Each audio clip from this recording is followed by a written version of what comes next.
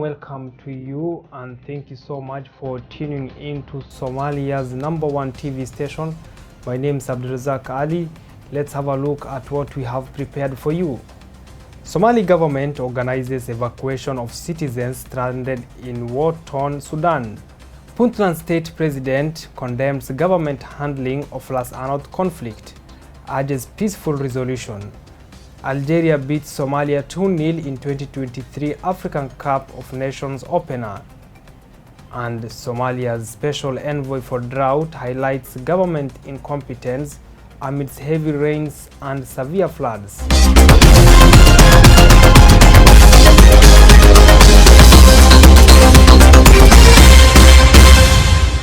Welcome back to our bulletin. My name is Abdulrazak Ali. Now the Somali government has repatriated 123 Somali nationals who were stranded in the war-torn nation of South Sudan. Most of the evacuees were students who were unable to leave Sudan due to the ongoing conflict in the country.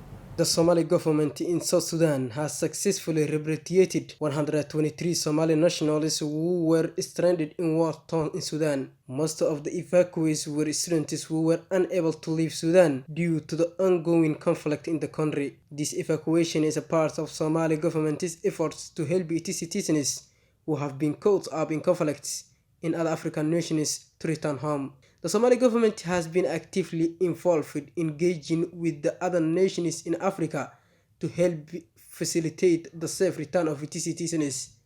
The 123 evacuees were among the second group of civilians to arrive in Somalia following the conflict in Khartoum. suurtagal ahaan lahayd dawlad soo dhawaysa tamariintay doontaba hal leekaatee ama baadi goobta soo celisay inaanu heli jirin ilaahay baa gallada leh oo inagu mahad celinaynaa in maanta qarankeenu dib inagu soo noqday waxaan kaliya anigu hadalka maanta ku soo koobaya inaan horta mahad celin ballaaran u soo gudbino hawlwadeennada jooga xuduudda Itoobiya iyo Suudaan kuwa jooga Suudaan iyo South Suudaan ee wasaaradda arrimaha dibadda ay ugu horeyso wasaaradihii kale ay la joogaan habeen iyo maalin baa dhalinyaro Soomaaliyeed ay soo jeedaa si ay dadkooda uga soo samata bixiyaan xaaladaha adag waxaan u malaynayaa farxadda ay dareemayeen dadku markay yimaadeen inkastoo xoogay shock ay ku jirtay oo dee goob dagaal ay ka yimaadeen inay dalkoodii yimaadeen xataa bannaankaas ay seexan karaan. Last week, 70 Somali nationalists were evacuated from war-torn Sudan by the Somali community in South Sudan. This demonstrates the power of community engagement and the importance of collaboration between various groups in ensuring the safe and efficient repatriation of its citizens caught by in conflict abroad. The Somali government is working hard to repair the infrastructure destroyed by decades of civil war and conflict. The effort is to evacuate citizens caught up in conflicts in other countries demonstrate the commitment of the Somali government to its people and its active role in promoting regional collaboration towards achieve peace and stability through Africa. Meanwhile, the president of Puntland State, that is Said Abdullahi Deni, has criticized the federal government for its handling of the ongoing conflict in the troubled city of Las Anod. President Deni accused the federal government of showing biased support towards Somaliland, which he labeled as an aggressor in the conflict.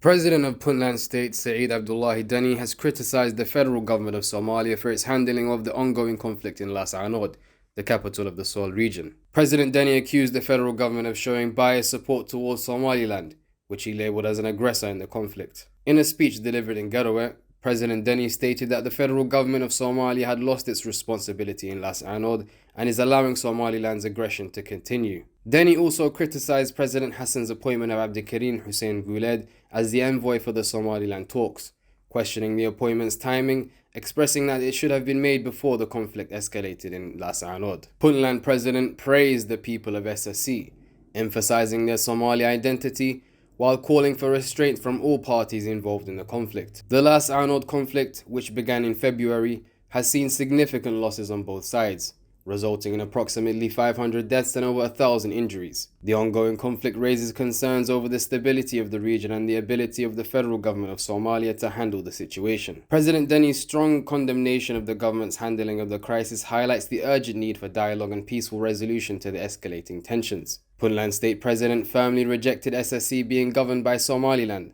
since the people of SSC have refused to be a part of President Musa Bihi's administration. The rapidly deteriorating situation in Las Anod underlies the key tensions between different factions in Somalia and the fragility of the country's infrastructure. Somalia requires a steady and competent hand to manage its internal affairs, and it's essential that all entities collaborate and work together towards the common good. For Dalsan TV News, I'm Ahmed Abdirashid.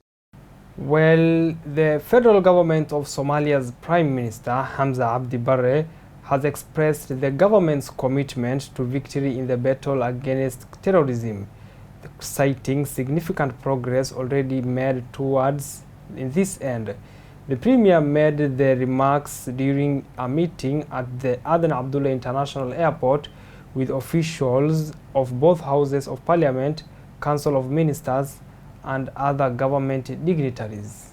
Somalia's Special Envoy for Drought Relief, Abdi Shakur, has criticized government institutions for their incompetence in providing adequate public services. His comments came just a day after torrential rains in the capital city of Mogadishu led to severe flooding, which blocked traffic in several neighborhoods. Abdi Shakur mentioned the government's failure to provide essential public services, including maintaining the drainage system, which has not been given attention in over 30 years. In a Facebook post, Abdi Shakur pointed to the lavish overseas trips taken by government officials, highlighting how their pursuits undermine national interests while prioritizing individual gains. He added that only the incumbent president, Hassan Sheikh Mahmoud, is genuinely committed to fighting the Al-Qaeda affiliate of Al-Shabaab, while other government officials focus on their own interests. The envoy's comments echo his previous allegations that the Prime Minister Hamza Abdi Barre has failed to achieve cooperation between governmental ministries and institutions, including in response to severe flooding that affected thousands of people. Several weeks ago, the government of Serbia pledged to assist Somalia in improving its drainage system. The recent series of devastating floods in the country have caused significant damage to infrastructure and thousands of lives. Somalia has been working to restore stability and rebuild its infrastructure after decades of civil war, and there is an urgent need for concerted efforts from the government and allies to improve the country's infrastructure,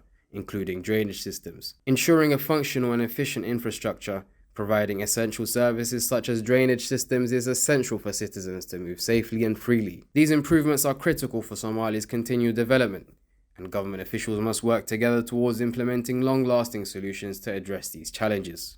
Elsewhere, in the opening of the 2023 Under-17 African Cup of Nations, host team Algeria defeated debutant Somalia 2-0 at the Nelson Mandela Stadium in Algiers.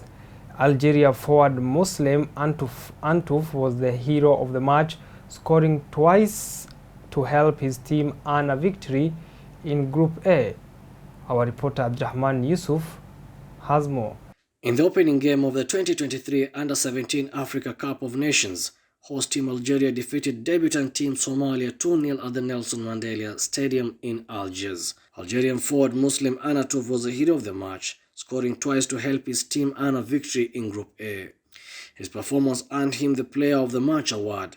The win puts Algeria Under-17 on top of the Group A with 3 points. The game was a result of a strategic clash between two sides, as Algeria looked to capitalize on their home advantage, while Somalia aimed to make their mark at their first appearance in the tournament. However, despite the spirited effort against the Algerian team, Somalia fell short as the Algerian side took lead, a blunder from the goalkeeper. Somalia will be looking to bounce back as they face Congo on May 2nd.